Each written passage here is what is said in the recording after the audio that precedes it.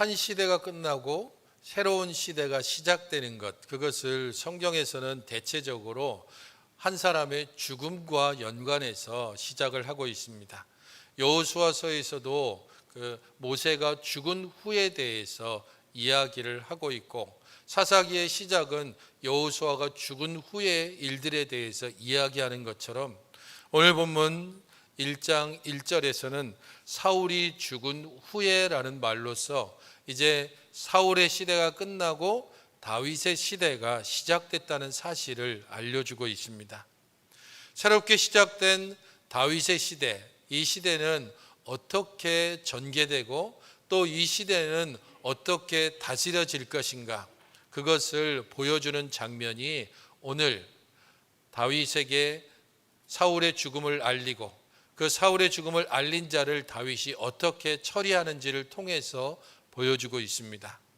사울은 이스라엘의 첫 번째 왕으로 세움을 입었지만 하나님의 말씀을 온전히 따르지 않았고 자신의 생각과 뜻을 따라서 행했고 결국 그로 말미암아서 왕에서 폐위되었습니다. 하지만 폐위되었은 이후에도 오랫동안 그가 왕위에 머물면서 다윗과 계속해서 추격전을 벌이는, 그래서 자기 권력을 놓지 못하고 마지막에는 블레셋과의 싸움에서 스스로 자살을 함으로 그의 생명을 마감하게 됩니다. 그런 사울의 죽음 후에 이제 새롭게 이스라엘의 왕이 되는 다윗의 시대는 과연 어떠할까? 사울과 다윗에게는 어떤 차이점이 있을까? 그 부분을 결정짓는 게 오늘의 사건이라는 겁니다. 오늘의 사건을 살펴보기 전에 도움이 될 만한 책이 한 가지 있는데, 그거는 미국의 인지 심리학자고 또 신경학자고 음악 프로듀서로 있는 데니얼 레비틴이라고 하는 교수가 있습니다. 그 사람이 쓴 책 중에서 무기화된 거짓말이라고 하는 책이 있습니다. 이 책의 부제는 이렇게 달려 있습니다. 진실보다 감정에 이끌리는 탈진실의 시대. 진실이 무엇인지는 중요하지 않다.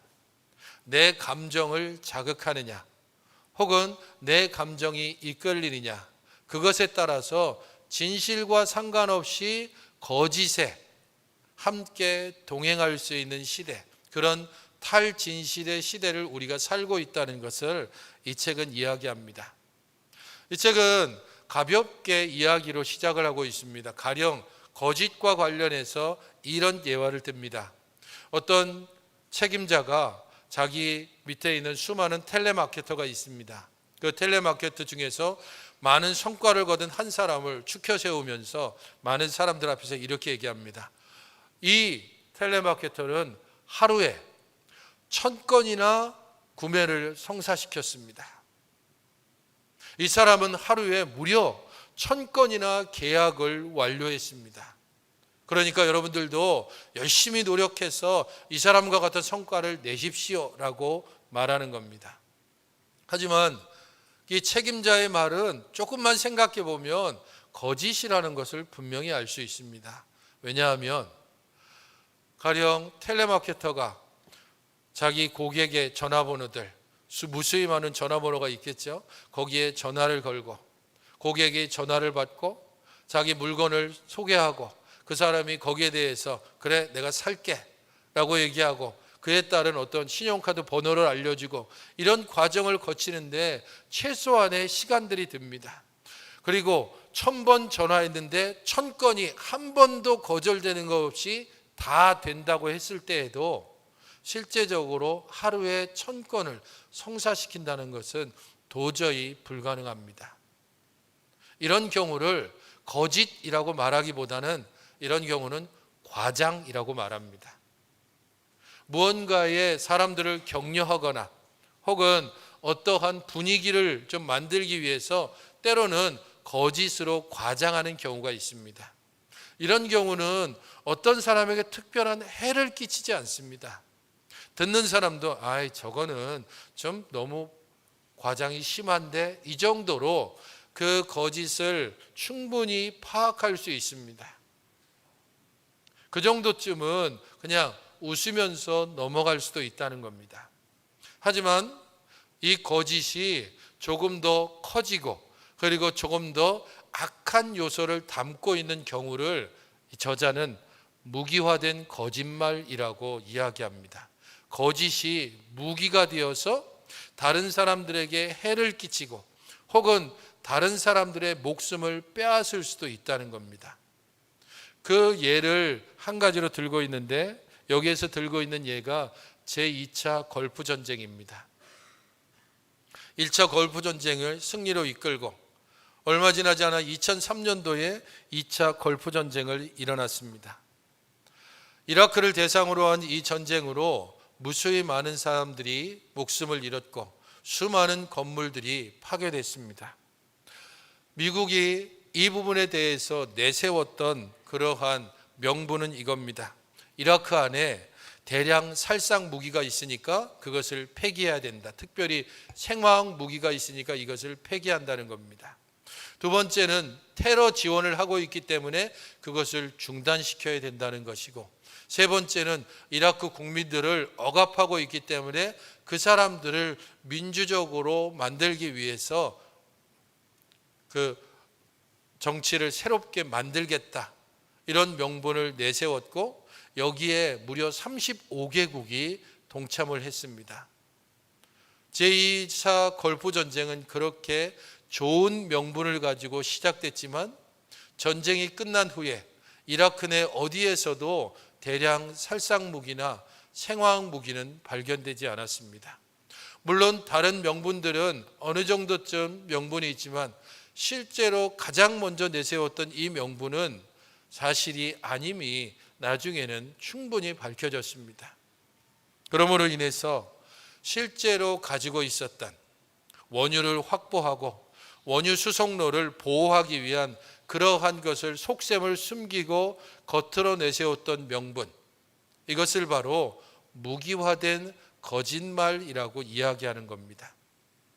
거짓이 점점 커지고 그것이 조직화되고 그것이 다른 사람들의 목숨을 빼앗을 정도가 되어짐에도 불구하고 사람들은 때로 그것이 나와 상관없다고 생각하고 외면하기도 하고, 때로는 그것으로 인해서 조그마한 이익이 내게 주어진다면 그 거짓에 함께 동참할 수도 있는 그런 시대가 오늘날의 시대라는 겁니다.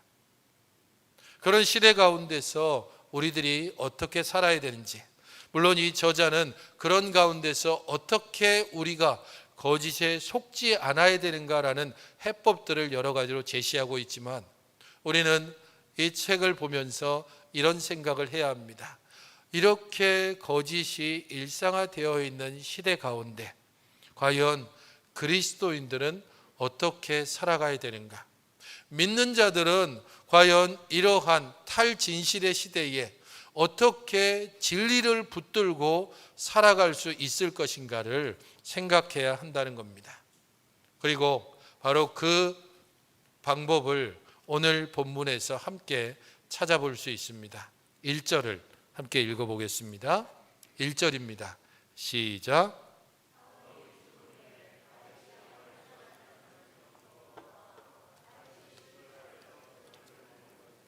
사울이 죽었습니다. 드디어 이스라엘의 왕권이 사울에게서 다윗에게서 넘어올 수 있는 그러한 시대의 변화가 일어났습니다. 하지만 이렇게 사울이 죽었다라고 하는 것은 단순히 사울 개인의 죽음만을 의미하는 것이 아닙니다. 다윗에게 있어서 사울의 죽음은 이스라엘 전체의 실패와도 연관되어집니다. 그것이 사울의 죽음의 소식을 듣고도 계속해서 다윗이 자신에게 이야기하는 한 청년에게 질문을 던진 이유이기도 합니다. 사무엘상 8장 5절과 7절에서는 사울이 세워지는 과정에 대해서 이렇게 이야기를 하고 있습니다. 사무엘상 8장 5절은 보소서, 당신은 늙고 당신의 아들들은 당신의 행위를 따르지 아니하니 모든 나라와 같이 우리에게 왕을 세워 우리를 다스리게 하소서 한지라.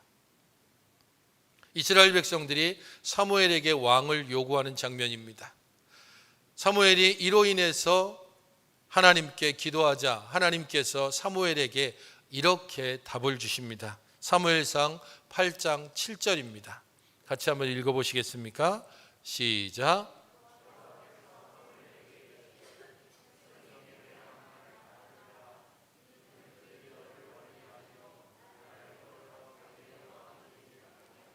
하나님께서 사무엘에게 말한 것은 이 부분입니다. 너를 버리는 게 아니다. 나를 버리는 것이다. 나를 자신들의 왕으로 인정하지 않고 다른 나라들처럼 되기를 원한다라고 이야기하면서 자신들에게 왕을 줄 것을 요구한 겁니다. 그렇게 세워진 왕이 사울 왕입니다. 그렇기에 사울의 죽음은 왕을 요구했던 이스라엘의 죽음이기도 하고 이스라엘 백성의 실패이기도 합니다. 그런 상황 가운데서 다윗은 어떠한 지금 상황 가운데서 그 이야기를 듣습니까? 아말렉 사람을 쳐 죽이고 돌아와 시글락에서 이틀을 머물렀다라고 말씀하고 있습니다. 특별히 이 아말렉 사람을 쳐 죽였고 그것을 전달한 사람이 아말렉의 청년이었고 결국에는 이 아말렉 청년을 여호와의 기름 부음 받은 자를 죽였다는 이유로 다윗이 처단하는 장면으로 오늘의 이야기가 끝납니다. 그런 면에서 아말렉 사람은 굉장히 중요한 키포인트이기도 합니다. 왜냐하면 이 아말렉 사람은 하나님께서 반드시 진멸하도록 명하셨기 때문입니다. 사무엘상 15장에서는 하나님께서 사울에게 아말렉 사람이 이스라엘에게 이전에 행한 일, 곧 광야에서 이스라엘 백성들의 힘없는 자들을 쫓아서 그들을 노략했던 일들을 말씀하면서 사울에게 아말렉을 진멸하도록 명하셨습니다. 사울은 군사를 끌고 아말렉에게 갔고 그들을 모두 죽였고, 하지만 거기에 끝나지 않고 그 중에서 좋은 것들을 끌고 돌아왔습니다. 사무엘이 다시 와서 아말렉에서 끌고 온 그 여러 짐승들을 보고 나서 이게 어떻게 된 일이냐라고 묻자 내가 하나님께 제사를 드리기 위해서 아말렉인들이 가지고 있는 좋은 것들을 죽이지 않고 가져왔다라고 이야기합니다. 사울은 이 일들을 통해서 결국 하나님께 버림을 받고 사무엘은 다윗에게 기름을 붓습니다. 그런 면에서 아말렉 사람은 굉장히 중요한 요소입니다. 사울은 아말렉을 죽이지 않았고 아말렉을 자기 편한 대로 이용했습니다. 그런 아말렉 사람을 다윗은 죽이고 돌아왔고 그런 아말렉을 죽이지 못했던 사울은 지금 죽어 있는 상황입니다. 새로운 시대는 그렇게 우리에게 이 배경을 알려줍니다. 하나님의 말씀을 거역하고 자기 뜻대로 살아왔던 사울은 죽었고 하나님의 말씀을 따라서 온전히 살아왔던 다윗은 아말렉에게 승리를 거두고 사울의 죽음 이야기를 듣습니다. 문제는 2절 이후부터입니다. 그렇게 사울의 죽음을 알리는 한 청년, 아직 아말렉 사람이라고 나오지 않습니다. 그 사람을 다윗이 어떻게 대하고 있는지를 차분히 살펴볼 필요가 있습니다. 그는 머리에 흙을 뒤집어 쓰고 옷이 찢어진 채 다윗에게 나와서 엎드렸습니다. 다윗에게 엎드렸다는 이 장면도 굉장히 중요합니다. 왜냐하면 지금 다윗은 이스라엘의 공적입니다. 다윗은 지금 이스라엘 땅에 머물고 있는 것이 아니라 블레셋 땅에 머물고 있습니다.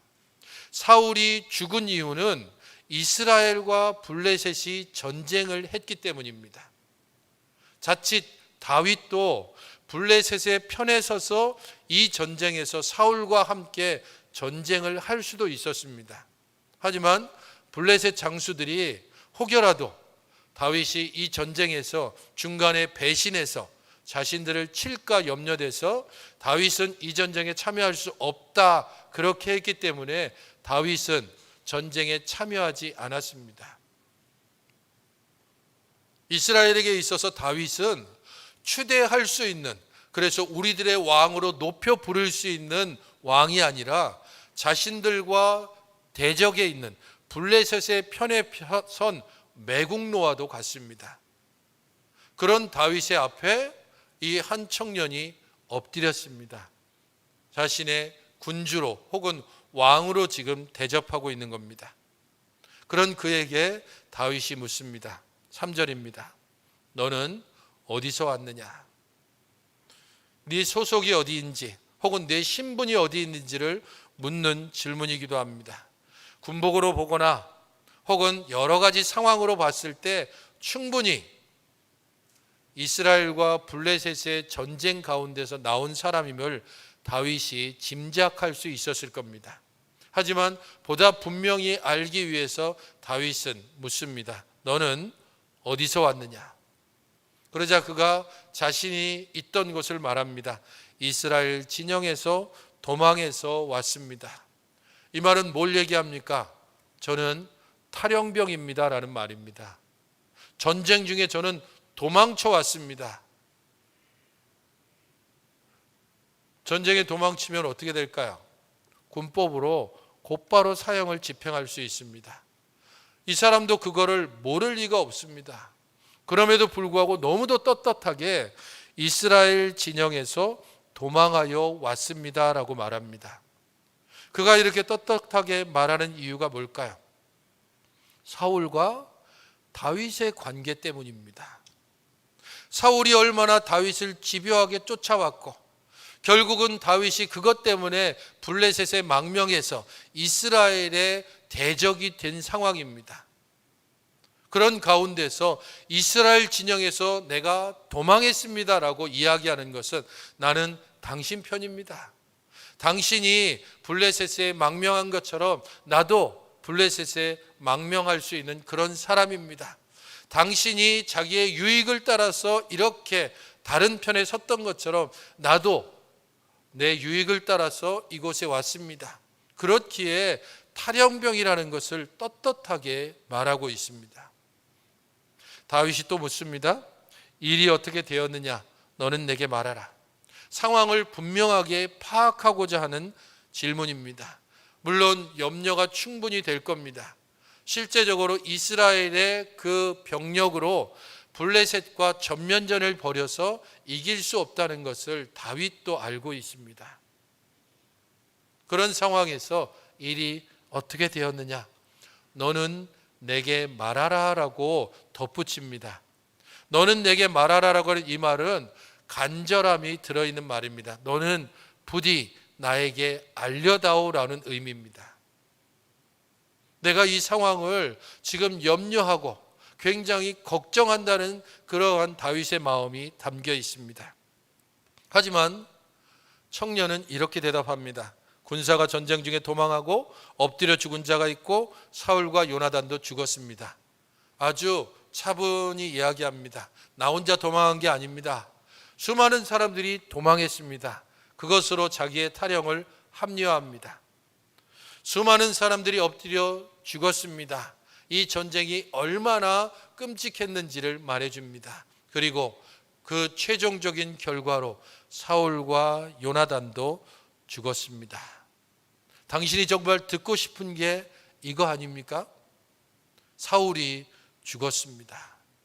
그리고 사울만 죽은 것이 아니라 사울의 뒤를 이어 왕이 되어야 될 왕자인 요나단도 죽었습니다. 이제는 당신이 왕이 될 수 있습니다. 그것을 은연중에 이 청년은 다윗에게 말하고 있습니다. 그런 그의 말을 들은 후에 다윗이 또 그에게 묻습니다. 사울과 그의 아들 요나단이 죽은 줄을 네가 어찌 아느냐? 일반적이라면 그래? 사울이 죽었다고? 이제는 내가 쫓겨다니지 않아도 되고 이제는 더 이상 블레셋에 망명하지 않아도 되고 내가 이제는 이스라엘에 가서 진짜 왕으로 살 수 있겠구나. 그러면서 크게 웃으며 덩실덩실 춤추며 잔치를 벌이는 것이 아니라 다시 한번 차분히 상황을 파악하려는 질문입니다. 사울과 그의 아들 요나단이 죽은 줄은 네가 어찌 아느냐? 그는 아마 신나서 이야기하는 겁니다. 청년이 이르되 내가 사울을 만났습니다. 사울은 거의 죽을 지경에 이르는 상태입니다. 그가 나에게 이야기했습니다. 내가 지금 너무 고통 중에 있다. 사무엘상 31장의 내용들을 본다면 내가 저 할례 받지 못한 사람에게 죽을 수는 없다. 그러니까 사실은 이 청년이 아니라 자기의 칼을 들고 있는 사람, 그 사람에게 네가 나를 대신 죽여다오라고 이야기했지만 그의 신하는 그것을 거부했습니다. 그러자 사울은 자기의 칼에 스스로 엎드려져서 자살을 했습니다. 그것을 그는 교묘하게 바꿔서 이야기합니다. 나에게 죽여달라고 얘기했습니다. 그래서 저는 그를 죽였습니다. 그리고 그가 죽은 증거가 여기 있습니다. 왕관과 팔에 차고 있던 고리를 다윗에게 여기 있습니다라고 증거로 내밀고 있습니다. 성도 여러분, 이 과정을 차분히 살펴보십시오. 청년이 왜 다윗에게 이렇게 이야기를 할까요? 자기의 탈영 사실을 그리고 사울을 죽이지 않았음에도 자신이 죽였다라고 이야기하고 또한 사울의 왕관과 팔고리를 가지고서 다윗에게 여기 있나이다, 내 주께로 가져왔나이다라고 이야기하는 이유가 뭘까요? 이 소식을 전하면 다윗이 기뻐할 거라고 생각하는 겁니다. 이 소식을 전하면 다윗이 자기에게 오랫동안 괴롭혀왔던 사울의 사슬로부터 벗겨났다는 것 때문에 자기에게 혹시라도 상을 줄지도 모를 것이라고 생각해서 적절하게 사실과 거짓을 섞어서 다윗에게 말합니다. 당신도 나처럼 사울이 죽기를 바란 것 아닙니까? 사울의 죽음을 다윗 당신도 정말로 바란 것이 아닙니까? 내가 그 소식을 알려줍니다. 그의 이 말은 다윗에게 해가 되지 않습니다. 사울이 죽었다는 소식은 다윗에게는 아무런 사실 큰 손해가 되지 않고 오히려 다윗에게는 훨씬 더 즐겁고 유익이 되는 소식일 겁니다. 사울이 죽었다는 명백한 증거도 있습니다. 그러한 상황에서 다윗이 어떻게 반응하고 있는지를 11절과 12절은 이렇게 말합니다. 자기 옷을 잡아 찢고 모든 사람도 그리했다. 크게 애통하는 모습입니다. 덩실덩실 춤추는 것이 아니라 그 소식을 듣자 염려하고 그리고 정말 두려웠던 사실이 확실하게 밝혀지자 다윗은 지체하지 않고 자기 옷을 찢고 슬픔의 모습을 그대로 드러내고 있습니다. 다윗의 진실함을 보여주는 장면입니다. 그리고 왜 다윗이 그러했는지는 12절에서 어느 정도 힌트를 줍니다. 사울과 그의 아들 요나단과 여호와의 백성과 이스라엘 족속이 칼의 죽음으로 말미암아 저녁 때까지 슬퍼하여 울며 금식했다는 말입니다. 내 원수 사울 그리고 그 뒤를 이을 요나단, 그것이 아니라 그 뒤를 잇는 여호와의 백성 이스라엘 족속, 그 전쟁에 얼마나 많은 자기의 동족들이 죽었는지를 생각하며 여호와의 기름 부음 받은 사울과 그 뒤를 이어야 할 요나단이 죽었다는 사실 때문에 다윗은 진정으로 슬퍼하고 있습니다. 자기에게 소식을 알리는 이 청년의 거짓과는 대조되게 다윗은 진실되게 슬퍼하고 애통하며 저녁 때까지 금식하면서 이 소식을 기쁜 소식이 아니라 애통하는 소식으로 받아들이고 있는 겁니다. 그리고 그에게 다시 한번 묻습니다. 너는 어디 사람이냐? 이전에 8절에서 이미 아말렉 사람이라는 것을 들었습니다. 그럼에도 다시 한번 너는 어디 사람이냐라고 묻습니다. 이것을 통하여서 그는 다시 한 번 더 이 사람의 소속을 확인하고 그리고 다윗이 행하려고 하는 분명한 결심의 근거를 보여줍니다. 그가 말합니다. 나는 아말렉 사람 곧 외국인의 아들입니다. 이스라엘에 편입된 사람이고 이방인이긴 하지만 이민자였고 그렇기 때문에 이스라엘에 속하긴 하지만 이스라엘의 관습이나 이런 것에 얽매이지는 않는 사람입니다. 최대한 자기를 보호하려고 하는 그러한 말이기도 합니다. 하지만 다윗은 분명히 말합니다. 네가 어찌하여 여호와의 기름 부음 받은 자 죽이기를 두려워하지 않았느냐. 사울에게 다윗은 마지막까지 제거해야 될 정적입니다.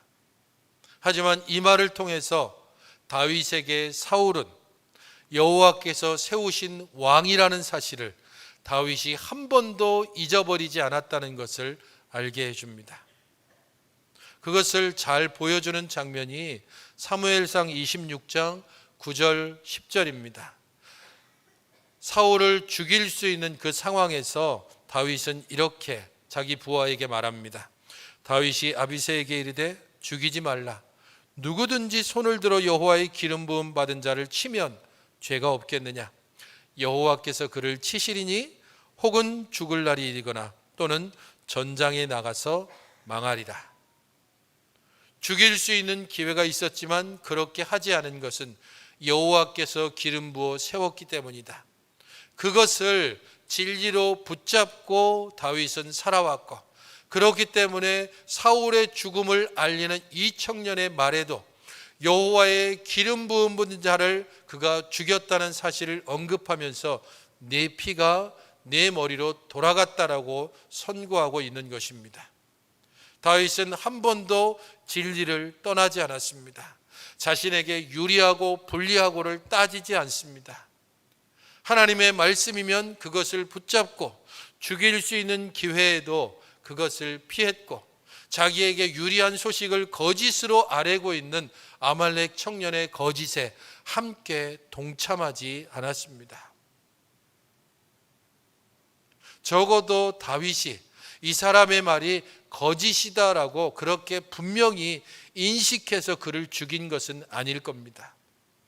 하지만 다윗이 여호와의 기름 부음 받은 자를 결코 해할 수 없다라고 하는 이 진리를 붙잡고 있었기 때문에 아말렉 청년의 거짓에 함께 휘둘리지 않은 겁니다. 그러므로 이 시대를 사는 모든 성도 여러분, 우리가 맞닥뜨려 가는 여러 상황들 가운데서 우리가 참으로 하나님의 백성으로 살기를 원한다면 다윗처럼 진리 가운데 머물지만 또한 자신에게 다가오는 상황들이 과연 어떠한지를 제대로 파악할 수 있어야 됩니다. 다윗이 이 청년들에게 3번씩이나 질문한 것을 생각해 보십시오. 즉각적으로 사울이 죽은 소식을 듣자마자 즐거워하는 것이 아니고 어디서 왔냐? 일이 어떻게 됐느냐? 사울과 요나단이 죽은 것을 도대체 어떻게 알 수 있었느냐? 그렇게 좀 더 진실에 접근해 가고자 하는 그러한 상황들, 끊임없는 질문들, 그것을 통하여 원하지 않았지만 거짓을 가려내고 결국에는 그가 진리를 온전히 수호할 수 있었습니다. 성도 여러분, 우리가 하나님의 백성으로 살아간다는 것, 그것은 끊임없이 세상의 악, 그리고 세상의 흐름, 세상의 수많은 요구와 유혹들을 이겨나가는 과정입니다. 우리에게 다가오는 여러 많은 질문 혹은 상황, 손 내미는 그 손들을 이것이 진리인지 이것이 하나님의 말씀과 배치되는지를 분명하게 파악하기 위해서 우리는 끊임없이 이 질문을 던져야 합니다. 너는 누구냐? 너는 거짓의 선자냐 진리의 선자냐를 끊임없이 질문하며 이게 나한테 유익이 될지 유익이 되지 않을지 그것을 파악하는 것이 아니라 내게 다가오는 수많은 것들의 본래의 그 정체를 파악하는 데 집중해야 합니다. 그런 질문을 끊임없이 던질 때 거짓에 속아 넘어가지 않고 진리 가운데 서갈 수 있습니다. 또 다른 한편으로 우리에게 다가오는 수많은 것들에 그렇게 질문할 뿐 아니라 우리 스스로에게도 이 질문을 던져야 합니다. 나는 누구인지. 좀 더 객관적으로 내 밖에서 나를 바라보며 이렇게 또한 질문해야 합니다. 도대체 너는 누구냐? 네가 정말로 믿음을 고백하는 것처럼 그렇게 살아가고 있느냐? 네가 정말로 주를 찬양하는 것처럼 너의 삶이 주를 찬양하는 것으로 가득하느냐? 네가 진정으로 하나님 앞에 헌신을 결심했던 것처럼 지금 있는 이 자리가 하나님께 헌신하고 있는 자리냐? 네가 주께 기도하는 것처럼 그렇게 하나님 앞에 너 자신을 헌신하며 온전히 주께 의지하며 나아가고 있느냐? 너는 도대체 누구로 살아가고 있느냐라고 끊임없이 질문을 던질 때에 우리의 연약함을 알 수밖에 없습니다. 우리의 죄악됨을 고백할 수밖에 없는 겁니다.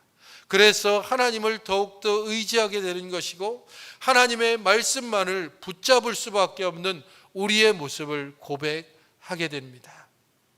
성도 여러분, 다윗은 이 아말렉 청년의 거짓을 어쩌면 알지 못했을 겁니다.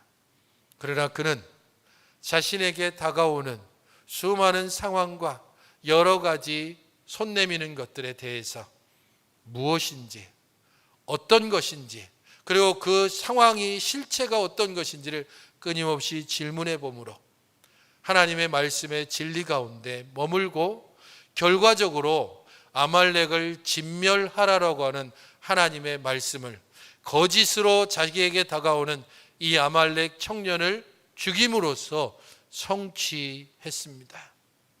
그러므로 성도 여러분, 이 탈진실의 시대에 수많은 거짓을 선한 것으로 포장하거나 혹은 무기화된 그러한 거짓으로 수많은 고통과 슬픔을 만들어내는 이 사실 앞에서 내가 누구인지 그리고 내가 맞닥뜨린 상황이 어떤 것인지를 바로 알고 하나님의 말씀 가운데 온전히 서도록 우리 하나님의 은혜만이 나를 살릴 수 있음을 매일매일 고백하면서 이 한 주간 동안 내가 누구인지 그리고 내가 받게 되는 사람과 상황들 가운데 그것이 어떤 것인지를 파악하는 데 집중하며 지혜를 구하는 여러분들이 되어 믿음과 진리 가운데 하나님의 말씀에 온전히 순종하며 살아가는 여러분들이 되시기를 주님의 이름으로 축원드립니다.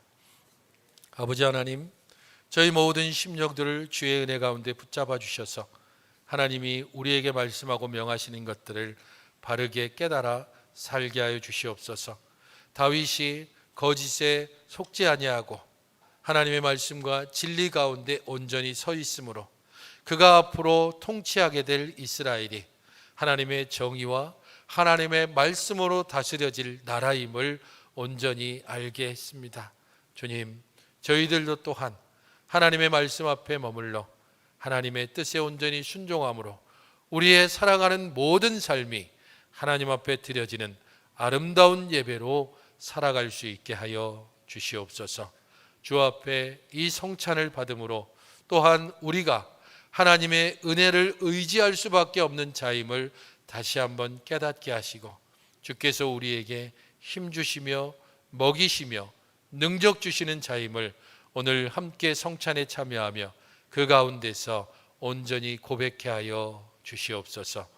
예수님의 이름으로 기도하옵나이다. 아멘.